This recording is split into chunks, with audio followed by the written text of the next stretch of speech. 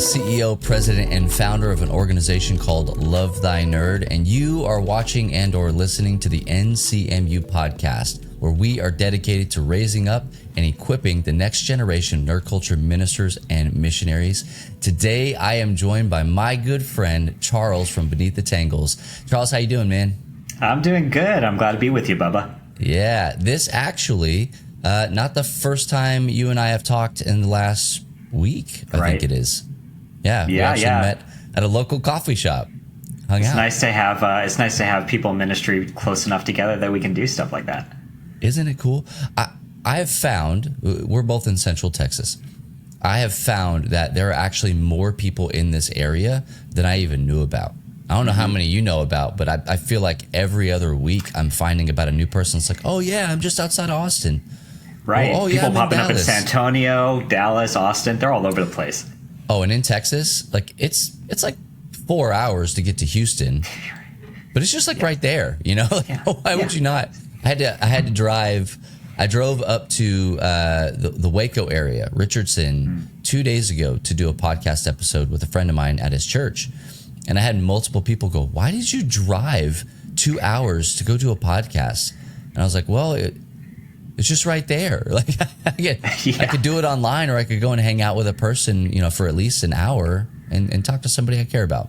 And so now that's the weird thing about Texas, right? Everything is far, but it's close too, right? And those interpersonal connections, it's worth it. Oh, it's huge, man. And speaking of that, like we had a chance to, hadn't met you until you had come down here to my home church, First Baptist Marble Falls, when we had NCMS last November. So to kind of tell me a little bit about that experience before we actually get going and we start learning about you. Like, how did you even get entangled, if I could do that, in all this stuff? Nice. Yeah, no, that changed my life. I'm serious. I'm not at all really in the gaming sphere. I'm not a gamer. I'm not a streamer. And somehow the algorithms on social media, I think it was probably Twitter, said, hey, there's this thing happening down the road from you. And I was like, that looks really cool. I feel like I'll probably be super awkward going there, but it wasn't at all. It was an awesome experience getting to connect with you and so many people I feel like most of the people that I've kind of, I've developed friendships with over the last year have been through that conference. And so much of the encouragement I got from visiting it, seeing all the different sitting on the different speeches that were given, the different kind of panels that were up there, connecting with people. We've mentioned Jesus Otaku, which is an awesome group that I've been connected with, and you have for many years. But to meet Gwen in person there, and just so many folks, and actually one of our new Beneath the Tangles volunteers is up in Dallas, and he got to come also and make friendships. So no, it was by far the best conference professionally or with a ministry or hobby or anything that I've been to. And I'm already registered for the next one. I'm excited. It's true. He is, and I'm all on board. Yeah, when we saw the first, I think you were within the first 5 that registered. Like, oh, hey, there's Nice. Charles. Yeah, there he is. He's excited, ready to come. I am. Cool, man. Well, hey, thank you for that glowing review of NCMS. We're not fishing for all that here, but I'd like to kind of talk about, especially since that was our first one. Just like we've heard the same thing from several people. This changed the way that we do ministry. That honestly kind of was it was on the goal list, but it was pretty far down the line. We really wanted people just to see and understand what nerd culture ministry could be, and if they had already been involved in it for a while, that other people were doing it with them and alongside of them. So if anybody got anything else outside of that, that's just, icing on the cake, right? Mm-hmm. Absolutely. But hey, that's why we're here talking today, is because we met you. So I'm going to look directly into the camera. For those of you watching on any of our video syndicated platforms, you should join us at NCMS in 2024. We're going to be in Colorado at a castle. If you'd asked me a year ago, hey, you think you're going to do it at a castle next year? I said, there's no way. That's the most ridiculous thing anybody's ever asked. But here we are. So go to ncmsummit.com. If you're watching us online, there's going to be a QR code just to the side of us here. Go ahead and take a picture of that if you're not already on your smartphone, or just visit ncmsummit.com. You can watch everything from last year and register for the upcoming year as well. Hey, all right, advertisement over. Let's get into the reason that we've got Charles here today. Hey, Charles, you more than Beneath the Tangles, which we'll get to in just a second, you're an actual human person, right? Who That's right. has a whole story. Like you're not a robot, right? Like legally, you have Not to an tell NPC, me. no. Okay, good. Yeah. You couldn't check the box, right? Right. Okay, good. Hey, tell us a little bit about yourself. Like, let us know about your family, about who Charles is, and kind of what makes you tick a little bit. Yeah, I mean, I'm a middle-aged guy, so I've lived life for a while now. My journey is I think sometimes people are a little surprised by some of it. I'm look Korean, look Asian, but I'm half Korean. My dad is blonde hair, blue eyed, so sometimes that throws people off. I'm actually a military brat. Grew up in El Paso. Hey, family, Air Force. Yeah. Oh, are you really? Okay, yeah. Air Force. There's a lot of us out there. Yeah. No, so you get the life, and it's interesting. There's a lot of security there. There's a lot of weird kind of things that the civilian population doesn't get. But yeah, so I grew up in a household that attended church. My mom especially, really faithful. Very experienced a lot of incredible things in the course of our lives that was attributed to God. But still, as a teenager, I drifted away. I eventually went to college at UT Austin, where I was exploring really like Chinese religions. I was trying to find something, cool. And obviously it was God, right? So someone in a class said, "Hey, it's Easter this Sunday. Does anyone want to come out to church?" And I was like, "Yeah, I think I should go back to church. It's been a while, and I'm looking for something." It was really during college here in Austin where I really came to understand sin and grace, and really committed myself to Jesus. And then shortly afterwards, after I graduated from college, I got married to Jenny, who I met at my church. So double the goodness there. And then I started working here in Austin. I've stayed in the Austin area. I started out as an educator. Now I'm a historian for the state. And then we have a couple of kids that are now teenagers. Time really flies by. That's me in a nutshell. I've been involved in church since that point in college, doing small group ministry or hospitality ministry. And then this ministry too, Beneath the Tangles, kind of grew out of just finding a service, a way to serve God outside of kind of the normal streams. That's awesome. When you were telling me the other day that you were a state historian, and we were talking about kind of what that means and what all that entails, right? For those of you that don't know, because I didn't know, all of the historical markers all over states, there's like a department of people who are in charge of that. I don't know why that had never crossed my mind. Obviously, there are people in charge of doing stuff like that. But it got me thinking. Go ahead. No, you go ahead. Yeah, no, I was going to say that I didn't know that either. Like, there's someone's got to be writing these. Yeah, so I mean, like, my son and I created a game, right? He was taking Texas history, as one does in Texas, and he's in the 6th grade, and so like this is his first kind of real adventure into legitimate Texas history, and so. We're nerds. We're gamers. He gets the opportunity to create this project for his Texas history class, and he decides to make a game. And I'm like, oh, cool. And he doesn't just play, Chutes and Ladders and stuff like Candyland, whatever.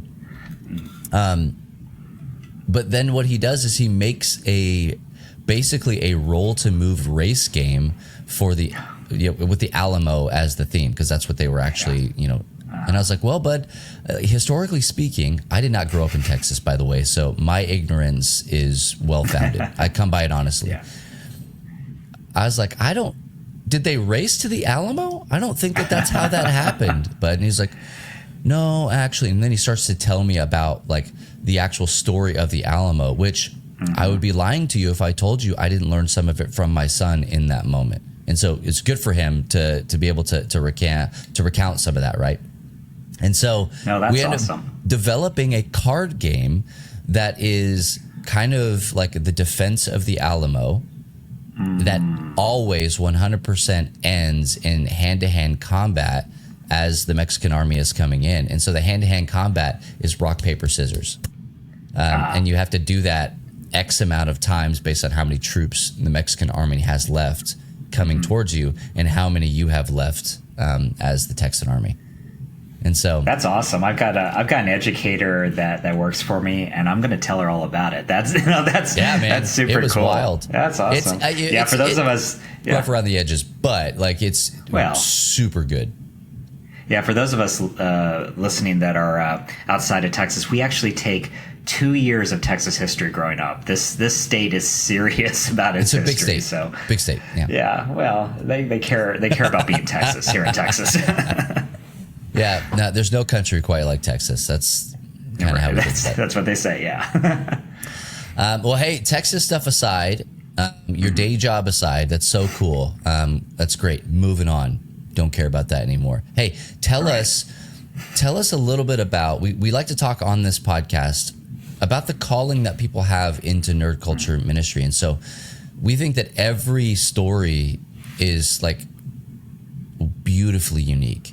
And so can you tell us, Charles, a little bit about, do you remember when you were called into ministry? Maybe not even nerd culture ministry, but just like when you knew that it was time for you to live on mission specifically for Jesus. Can you speak a little bit about that part of your testimony? I feel like you got like right up to that point.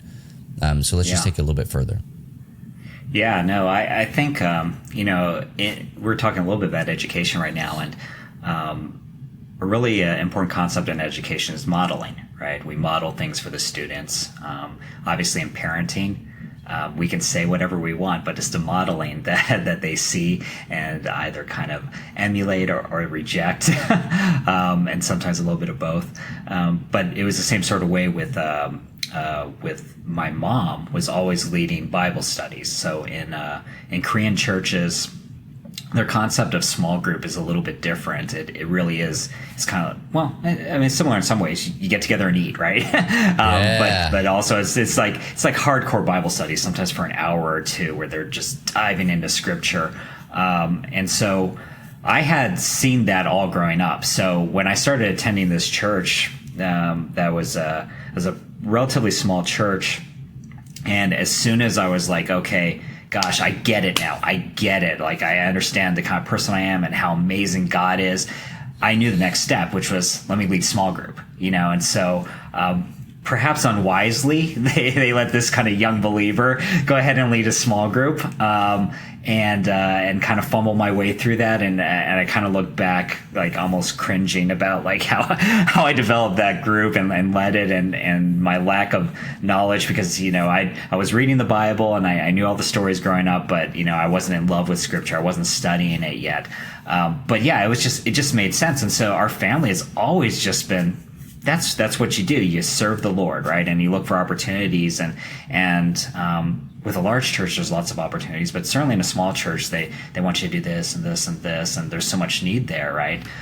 So teaching is not really my gift, my calling, but definitely through those small groups, the relationship building, I suddenly realized how important that was, that the people who poured into me, what kind of impact they had on my life, and then also for me to be able to do that moving forward too. And small group generally, it's like the material is great, but it's building those relationships and walking with people along their faith journeys. And Beneath the Tangles, although we started out as a blog, really from the beginning, I knew that this was about developing relationships, and that's what had to be centered. That's what I had to be centered on, and that was what was going to set it apart from other anime blogs in that space, even more so than talking about religion, because there actually were people that were talking a little bit about religion, not necessarily. It wasn't evangelistic, and it wasn't always about Christianity, but we were going to be about developing those relationships, and that's that's always been really the purpose and focus. That's awesome. Yeah, I think that a lot of people, they don't know. They're looking for, they're looking for a sign. Hey, God, drop something out of the sky. Tell me specifically what's going on, or I need to hear an audible voice from the Lord. Yeah, and gosh. it's interesting, right? Because like I'm reading through the Old Testament currently. We have, through Love Thy Nerd, we have an LTN daily audio Bible playlist, YouTube and Spotify, that people can go, at lovethynerd.com/daily, and just have the Bible wash over them. And so we're in the Old Testament currently at the time of this recording, in the, 1 Samuel, Saul, David kind of moments, right? And it's interesting to me that where we're at right now is not a lot different from where they were back then. So Saul would say things like, go get me the ephod. Find somebody who can get a direct answer from the Lord, or a thing that will get me a direct answer from the Lord, because I want to know specifically. It's like the same people that would see a cloud of smoke by day and a pillar of fire by night, telling them when to move and when to stop. Like there wasn't really a lot of interpretation in what was going on at that moment. Now we're several thousand years past that, and we have the Holy Spirit and this weird thing called discernment.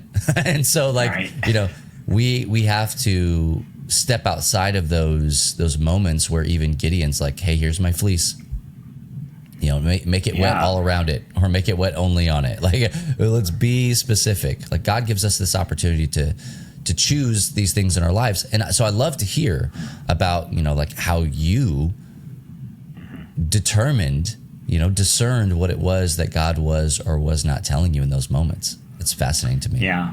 No, that's a great segue. We I'm going through Judges right now, so I was reading about Gideon, and it's like, that would be so nice if I could just put the fleece on the ground and say, hey, God. It would, tell me, right? Make it so much easier. Oh, man. Yeah, but it's better. It's better to be able to grow in discernment, because you're going to fail. You're going to make bad choices. You're going to hopefully learn from it, right, and continue to grow. Yeah, maybe. Yeah, maybe. So yeah, it was kind of like that with Beneath the Tangles, because and so I think sometimes in my church background and what I've experienced, there is a lot of like, oh, God told me this. God told me this. It was clear as day. And I've tried to really be authentic in my faith and tried to be like, no, I haven't heard God tell me any of this, or gosh, what God seems to be telling me sure sounds a lot like what I want to do.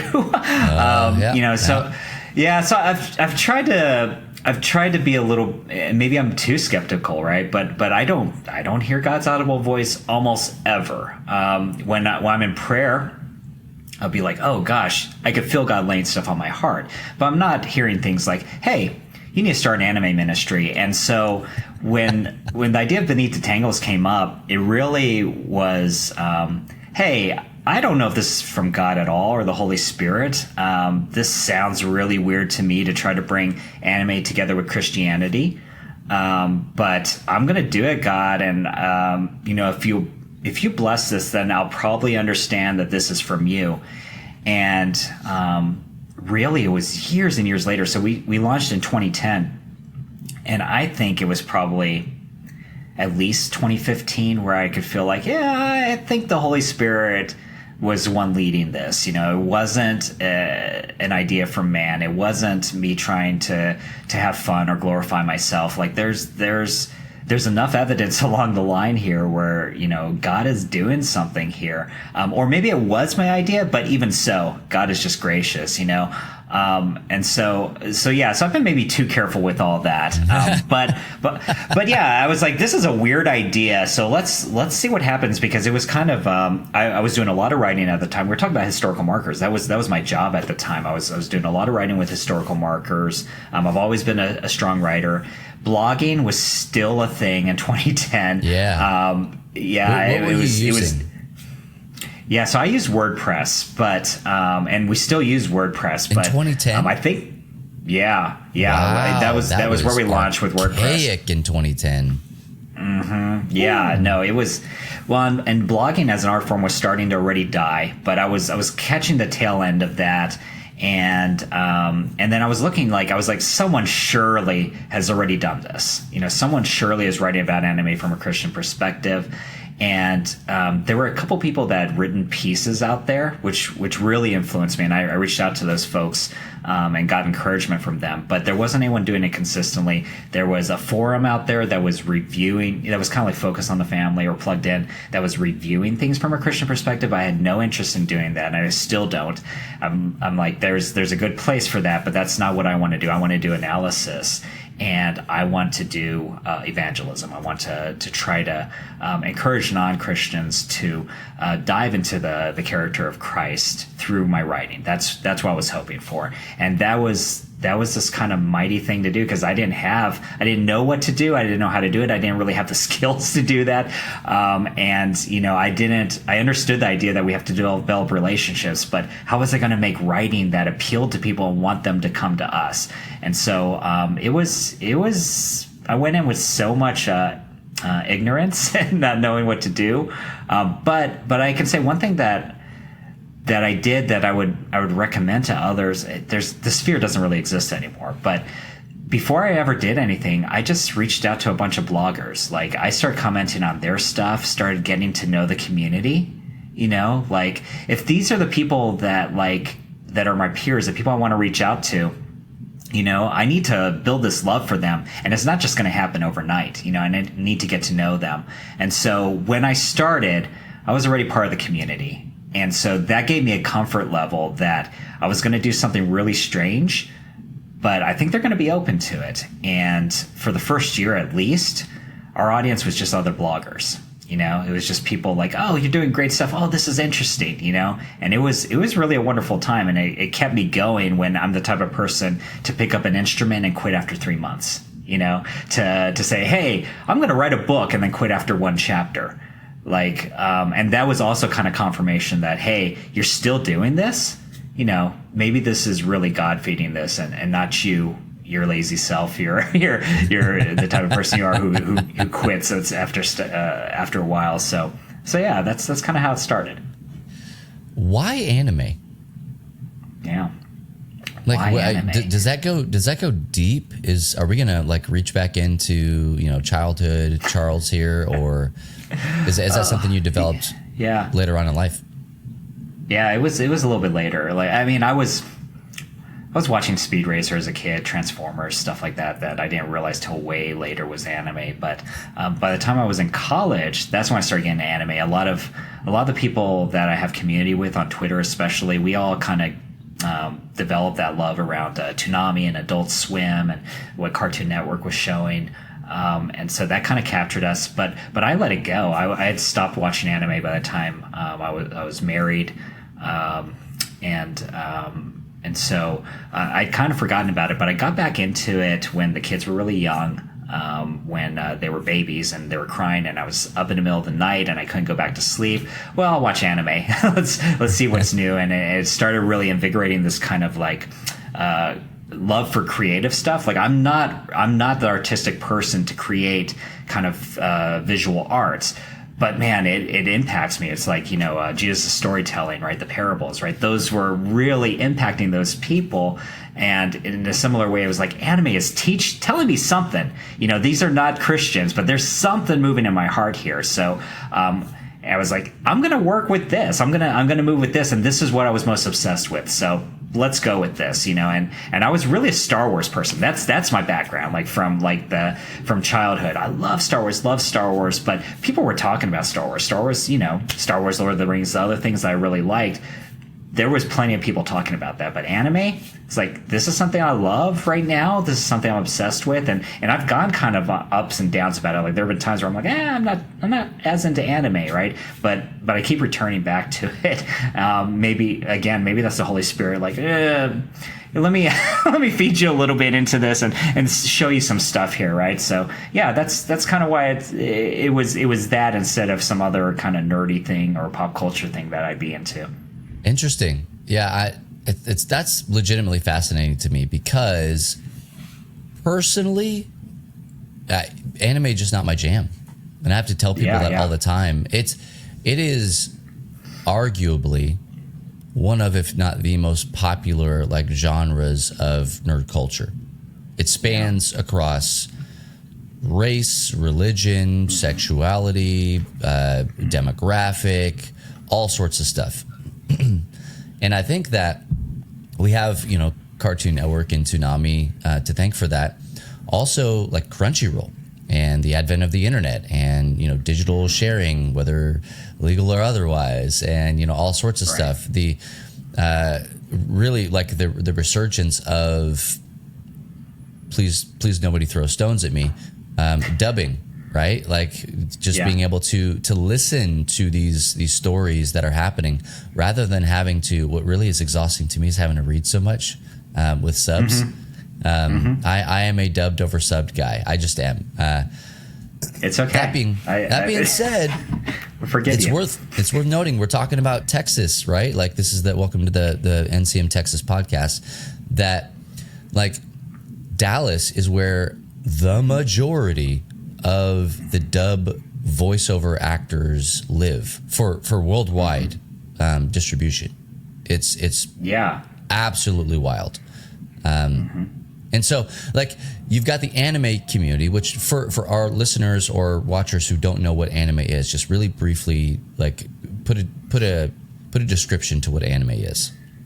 Well, see, this is where I get canceled because I love it. So yeah, it's Japanese animation, right? That's a very basic concept, and it's like saying it's not a genre. It's a medium. It's Japanese animation, right? But it's kind of what it is kind of expanded a little bit, and I think even the most purists now would say that it's not just Japanese animation, but it's those kind of stylistic considerations that would make us recognize it. So there are more kind of Western works that are slowly kind of be considered anime. Netflix is creating stuff, for instance, that's anime, but it's Western produced. And then there's stuff on the other side of the ocean, Korean stuff, Chinese stuff that would also be kind of folded into that. But it's that you would recognize it, the eyes, the kind of the different themes that are being explored, the more adult themes, sometimes very adult, which is, kind of the concept that a lot of older people would have about anime. That we'd have to kind of be like, well, it's not just that is a genre of anime, just like there's genres of American movies that we wouldn't recommend that kids watch, right? So that's the basic. And then manga is the comic books, right? Those are the graphic novels, and that also is a genre, and that they feed into each other. So could you give me a two bookends of like what would be, everybody would agree that this is anime, and then this is like the cusp of anime. Yeah, so a lot of people want to fold Avatar: The Last Airbender into anime. The Nickelodeon. And I wouldn't say it's anime. Like if someone asked me, I'd be like, no, but then a lot of people, especially you were mentioning how popular it's become, like a lot of people aren't really into the other parts of nerd culture, but they've adopted anime. And so they've got their few things that they'd be like, yeah, Avatar is definitely in that. But my generation would be like, I don't know about that. So that's one of those that's on that end. And then Dragon Ball Z, Naruto, that's clearly anime. Square in the middle. Yeah. So this is part of the conversation that I actually do understand, right? Like this is because you have Avatar: The Last Airbender, which is animated, and it is in the nerd sphere, nerd culture, right? And so it's pretty easy for somebody to take the term anime and to just you know, like make it be whatever they want it to be. Like, oh yeah, this is my favorite anime. It's, to me, that's the same thing as me saying that, you know, like Kirby is my favorite Pokemon, because I don't think that there's anything more Pokemon than Kirby. Right. You know, he literally, you know, transforms, sucks people up, turns into whom they are, like all sorts of stuff. But he's not a Pokemon. He looks like a Pokemon, acts like a Pokemon, is not a Pokemon. But like it's that kind of, you know, connection that I think that we make all the time. Then you have things, you alluded to Netflix. You have stuff like Castlevania, which is like, it is modeled after. It is like basically a tracing of an anime that I think is created in the Western world. So is it really an anime, or is it just in the style of anime? Like the lines get blurred really, really, really quick. And then you have one, this is the last one that's on my brain here, going back to Cartoon Network, you know, Adult Swim, Toonami kind of stuff. Samurai Jack. Like I might put Samurai Jack into an anime conversation. I'd be hard pressed to say that it is anime, but I would put it in the conversation and go, man, that has some of the most anime themes for like a younger kind of teenage generation that you could actually do than Pokemon, you know, like, and so, I don't know. It's just a really interesting, like, complex conversation about what is and what isn't. And so that's why I like to ask this question. I've asked it to several people, honestly. Where does the gate close? Yeah, no, that's a really great question. And the thing is, I think having that, thinking of things in context and understanding how things have affected other things. Like, so for instance, Samurai Jack may not be an anime, but it's influenced by anime, and it's probably more important for the current fandom than almost any anime that came out at that time, because it was like, oh, this is incredible. We love this show. And then that opens the doors to explore other stuff. Right. And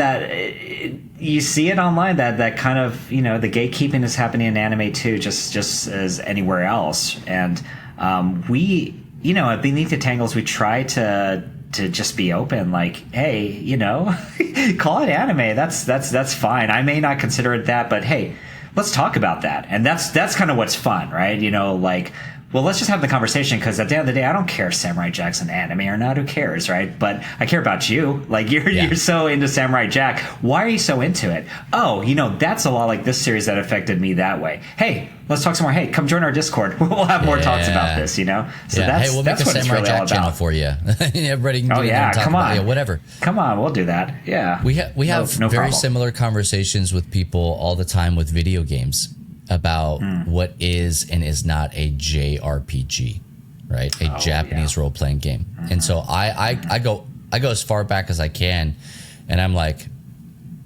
okay, Zelda, Legend of Zelda. Yeah. Prove to me that's not a JRPG, you know, because it, like, by definition, it is a Japanese role-playing game where you play as this character, you level up, you get items, you're going on an epic adventure, but it's not in the, you know, the style of, you know, current Final Fantasy and like all that other stuff that defines the genre these days. But again, it's like, what is the point? Why is it necessary for us to gatekeep, to say this is and this isn't, rather than just to kind of invite people into the fandom? So I really I think you have a lot of these. I think you have a lot of these like pockets of culture that are erupting that we didn't have, you know, because you had this like. So when I was watching anime, we were all watching the same series. You know, there were like 50 series available to us, and we either had watched it or we knew a lot about it, right? So we're all kind of in the same culture, and our discussions were different. But now you have multiple generations, and then multiple groups within those generations, and then the old guys who are like, no, this is what it really is, right? And so it kind of becomes challenging sometimes, but man, it just opens up so much discussion. It's so much fun. Like, if you can, you know, get off the soapbox a little bit and just get get to know, like, gosh, this guy's so passionate about this series that, I wouldn't really watch and I don't consider in this area, but hey, we're actually kind of all in the same big group together, and then of course we're all humanity. So we can understand the very idea of passion, and that just leads to kind of the more interesting conversations, or the potential to even just talk about, to share stuff like, hey, if this guy is just talking about Samurai Jack over and over and over again, all right, maybe I'll watch it, and that's going to open more doors for me too. So that being said, we've already kind of decided, and hopefully our listeners and viewers here can also join in with us, that even if anime, manga is not your thing, it is the thing for a lot of people. Yeah. I mean, it absolutely is. We talked a little bit earlier about Jesus Otaku, and that word otaku is a word that maybe we don't understand or have never heard in Western context, but in the East, like they know what that word is. And so what would you define an otaku as for Western audiences? Yeah, for the Western audience, it would just definitely be someone who is obsessed with anime, and it doesn't. I think it was carried more as a badge of honor, as kind of like the word nerd, right? That maybe isn't as negative now as it was, 30 years ago, but it was still carried, like, yeah, I'm a nerd, right? I don't want you to call me that, but like, we're nerds, right? Yeah. And the same thing with otaku, right? Now it's pretty innocuous word. Still in the East, it's not, otaku just generally is someone who's obsessed with something, so it doesn't have to be anime, but yeah, you get into the issue of people that won't leave their rooms, and they're stuck in there, and as adults they can't interact with the world, and so otaku is very negative over there. But over here it's like, yeah, I'm an otaku, if that's other words have kind of replaced it, but that's that's kind of where we are. And you're right, I feel like everyone's taking a little bit of slice of everything right now, right? Gaming, anime, Marvel, and comic books in general, right? But a lot of people have gravitated towards anime, especially young people. So it is exploding right now, and I think it's just going to keep growing and growing and growing. So the importance of being able to really communicate and understand the language of that with those young people, I think it's just essential if you want to be able to develop relationships with the younger generation. Oh, big time. And they're finding these anime that have existed for so long, and there are hundreds of episodes of some of these anime. Just, dear person who is not an anime or manga aficionado, don't think you got to know everything about everything. Please go, if you really want to like catch up with somebody, just go watch the recap YouTube videos on Dragon Ball or whatever it is that you want to do. Unless it's something you want to absolutely throw yourself into and you want to become otaku about, then by all means, do what you think you need to do. But you can have a relationship with somebody without knowing absolutely every single thing that they know about everything that they know about.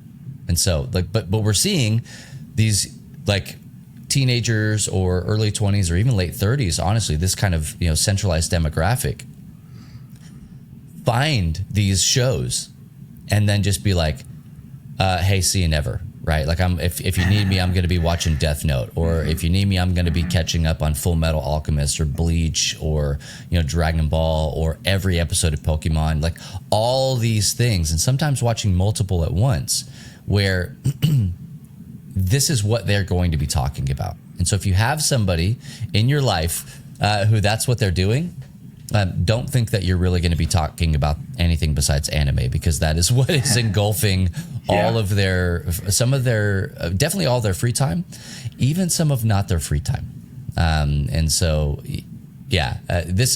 we've kind of been skipping across the top of Beneath the Tangles. Let's kind of park here for just a second. That's why something like this is so important, right?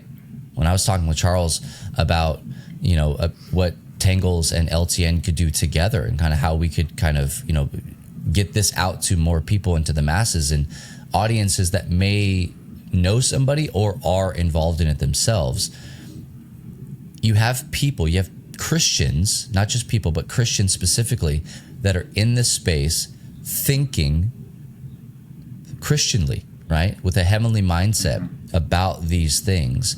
And so where it may seem bad that somebody is spending so much time watching anime, it's like, all right, cool. But how do we get into those spaces and help people to think with a mindset of God in those spaces that they're already drawn to, right?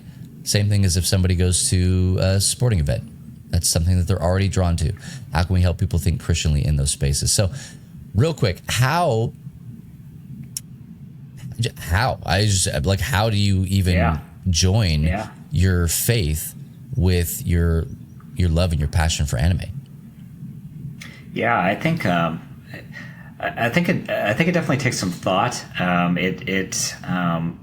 We have a mission statement, and just as important as the idea of sharing our love for Christ, we kind of partner that phrase with sharing our passion for anime. And I think that's really important, that when we're talking with people in this sphere, they don't see us as the Christian, as certainly not these days how people see Christians, but even like the idea of the bait and switch, right? That they probably, the first thing that I want them to really, really know about us kind of on a deeper level is that we love anime. Like, we love this art form. Like, this speaks to us, right? And it's probably been speaking to us for even longer than you guys have. Like, we're nerding out about it. And the faith part, I feel like I want you to know that about us as you come in relationship with us, right? Like, over time, come read our blog, subscribe to our newsletter, be part of our social media group, join our Discord, and then you'll see over the weeks and months and years how we live out the faith, because that's something that probably, if we're doing it right, is not going to be as readily apparent. It's not going to be like, oh, he just spoke about God. That's it. That's the Christian part. No, we want you to kind of see it as we're walking along, to see how we respond to you, to see how we follow up with you. Oh, you had that. You're struggling through that. How did that go? Or, I'm really having trouble with this. Okay, well, like I sent out an email. I was going to bed. I go to bed pretty early at 10, but I sent out an email like 11 last night because someone was really concerned with something in their own lives. I want them to know that, hey, I'm there for you. I'm sacrificing for you too, because I love you. I want them to see that. But they're not going to give me the opportunity to really show that, I don't think, unless they see us as someone who sees what they see and are concerned about that, whether it's their kind of just regular day-to-day life or their love of anime, but we're right there with you. We love it, and we want to talk about it, and then we'll continue to develop relationships with you over the years if that's what you want from us. We're here for you. That's beautiful. That's actually pretty similar to what I've told people before. Is they're like, what's the one thing that you would say is the most important piece of the whole puzzle here? And it's just authenticity, right? Yes. Just be real. Don't take your Christian hat off and put your nerd hat on, or your business hat, or whatever the other hat. It's like, just Christianity is it's your skin, right? Like, don't take it off. Like, it's part of who you are, and it should be the part that people know the most. So, yeah, can I say something real quick? Oh, absolutely, you can. Yeah, my favorite. Yeah, just because you mentioned it, my very favorite series is a show called Origairu, and it's just like a high school kind of comedy drama thing. And there's the kind of big scene is where the main character. He's kind of this he's kind of a nerdy guy, right? And he cries in front of the two girls that he's friends with, and he says, I want something genuine, something authentic, right? And that scene came out like maybe 5 or 7 years ago, and I was like, that's it. That's what this is about. Something genuine. I have it in my profile everywhere, something authentic. That's it, right? That's it, because if you're trying to live the Christian life without authenticity, man, it's gonna crack and break, and then the people who see it are gonna be like, oh, well, that's what Christians are about, right? But you can crack and break if you're like from the beginning saying, hey, man, I'm falling apart sometimes. I struggle sometimes. My faith isn't great sometimes. I might drop an F-bomb sometimes. The things that this is who I am, and faith is about going going through that journey, because if you're not going to get to that level of depth, you're never going to really like find out about like how incredible Jesus is, right? So yeah, that's and again, part of the genuineness is we fail at it all the time underneath the tangles, like daily sometimes, unfortunately, but we're trying. That's what we want to get to. That's what we want to get to. Oh man, nerds can smell like inauthentic people from a mile away, because we're the best they're at it. Such nerds about the thing. They'll be like, no, that you said you knew about this, and that is exactly not how that happened, almost to the letter how that didn't happen. Have you even watched this show? And it's like, whoa. So I love it, man. Charles, we could talk forever about this, and we talked for actually a pretty long time just the other day about stuff just like this. But we have to wrap the show, and unfortunately. But before we go, the final question we like to ask is, if you could travel back in time and tell Charles something, I mean, we'll say 2009, before you started Beneath the Tangles, that would help position you better for where you are now and where God's taking you, what would you share with yourself? Yeah, so I've told you this a couple of times that I listened to this podcast, so I knew that question was coming, and it was is the one I knew it was coming, and the one I couldn't really figure out. So, but as we mentioned Gideon today, I'm doing a Bible study plan that does some Old Testament, some New Testament. So we mentioned Gideon.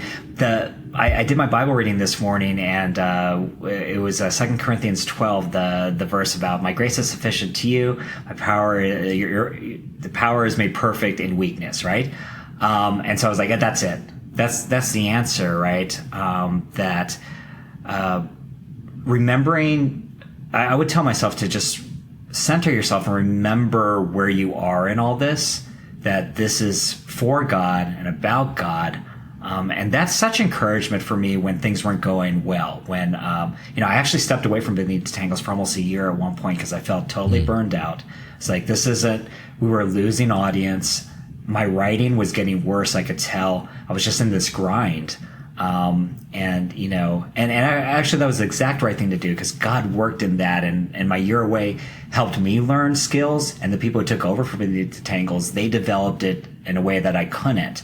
But even in that discouragement, to know that, hey, I'm with you, I'm guiding you. Don't worry about the numbers, don't worry about the growth. Don't worry about the loss of growth, because, just don't sweat that stuff. Just focus on just loving me, and I've gone into that place lately, and it just makes it even more fun. Like, I'm just doing this just to love God. And if he's my obsession, even more than anime, even more than my family, if he's my obsession, then I'm gonna love what I'm doing. And when things get hard, I can turn back to him. But also in my pride, when I think things are going well, instead of retreating to that habit of just being satisfied, I think remembering that actually, you know what? I'm not all that. I'm not as great as I think I am. Remember that, right? That like God is filling these spaces and God's giving me grace. Well, I think that would encourage me to work on the things I need to work on, to become a stronger writer, to become a better administrator, to become kinder. I'm not a particularly compassionate person. To what do I need to do that? Well, maybe I need to get to know more people in my local church. Maybe I need to pray more. That might be good. To do these things that are going to help me honor God more. And when I'm growing in Him, it's just going to pour over in ministry. Just keep the eyes on God. Remember my weakness. Remember His goodness. And if I had known that from the beginning, I think it would have been a little less bumpy of a path for me, but then again, that's God knew what I needed. He knew, he knew exactly how weak I was. So he's been filling it in all the time. But yeah, that's the lesson. That's the lesson I would tell myself. Oh man, that's good stuff. And any of us who have gone through something very similar to that, if not that exact thing, we can identify with that. I think that's why this is such a fascinating question. I wish this was my brainchild. This was actually from Mark. it's so good to be able to draw off our past experiences that then help inform our current situations, right? Different time, different space, but what are some of the things that are transcendent?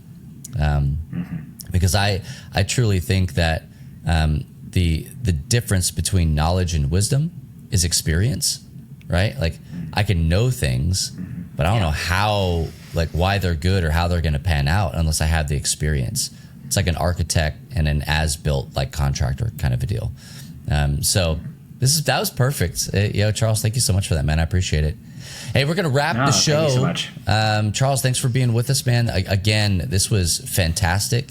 We'll see you again at NCMS in 2024 in November in Colorado at a castle. If you guys want to join us for that, do us a favor, go to ncmsummit.com. You can watch everything from the past year, and you can also get signed up for this year. You're going to want to do it quick if you want to stay at the castle. There is a limited amount of availability, both at the castle in general, but also staying at the castle. We only have a certain number of rooms that are available to us. So if you want to do that, sign up soon. We'd love to see you there. As always, you can check out what we're doing at Love Thy Nerd at lovethynerd.com. You can check out what Lux is doing at luxdigitalchurch.com. And you can also see them on Twitch for service every Wednesday at twitch.tv/luxdigitalchurch. That's LUX Digital Church. And also you can find Beneath the Tangles online. We didn't even say that. That's the whole thing. It's a website that you can go and read articles and experience their podcasts and all the good stuff that they're doing at beneath-the-tangles.com. We'll have all of that in the episode description and on social media, wherever we share all those things. Charles, anything else you want to share before we get out of here? No, I'm just grateful for the community that you're involved in, Bubba. The people involved in tabletop gaming and online gaming and streaming, the nerd community out there who's doing it for Christ.